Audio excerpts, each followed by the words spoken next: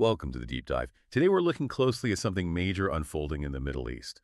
A really significant Israeli airstrike on Iran just happened. Our goal here is pretty straightforward. Unpack the events of June 23rd, 2025.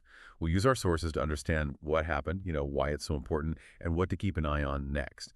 We want to give you those key insights, but without drowning you in information. Okay, so let's get into what actually happened. On June 23rd, the Israeli Air Force launched this big airstrike. Reports are saying around 20 fighter jets were involved.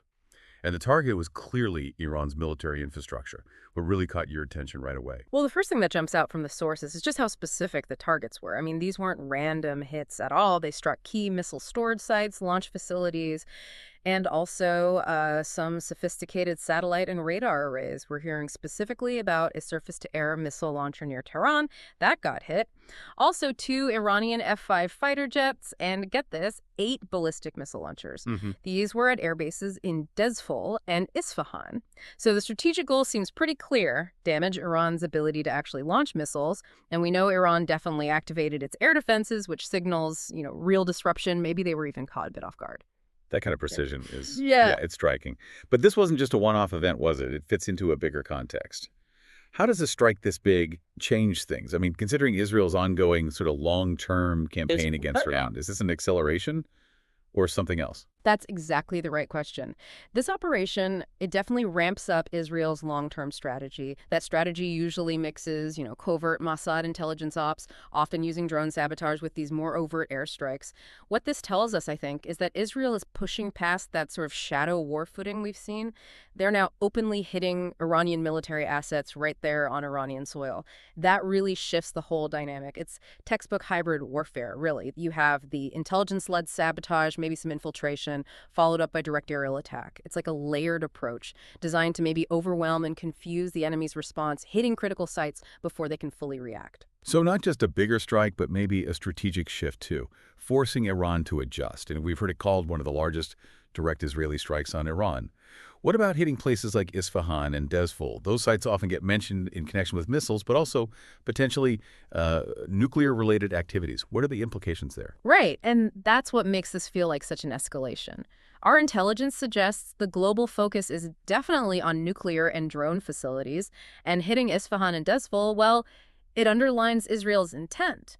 It seems aimed at disrupting both Iran's missile and potentially nuclear-related capabilities. It sends a pretty aggressive message. Yeah. It's a clear signal, the scale, the targets. It suggests Israel might be testing new red lines, really pushing the boundaries of direct confrontation more than we've seen before. Okay, so with all that happening, the big question everyone's asking is, what's next? What should we be watching for? Well, there are a few really critical things to monitor closely right now. First, obviously, Iran's response. Their defenses were just tested, maybe weakened. So do we see quick retaliation, like missile barrages, maybe drone strikes, or possibly threats against shipping, offshore naval stuff?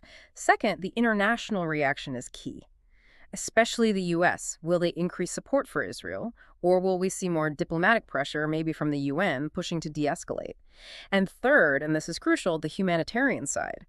Any civilian casualties or significant collateral damage could bring international condemnation, and honestly, it could risk pulling more players into a wider conflict across the region. That's a very real concern. It really sounds like the region is on a knife edge, doesn't it? The whole situation is incredibly complex, clearly escalating.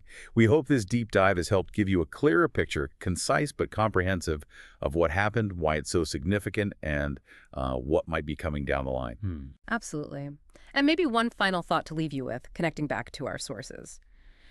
Beyond the immediate fallout, what does this specific event really tell us about how conflict itself is changing in this modern era? Particularly, how intelligence, advanced technology like drones and overt military force are becoming so tightly intertwined. Definitely a lot to think about. As always, we encourage you to keep exploring these issues and stay informed.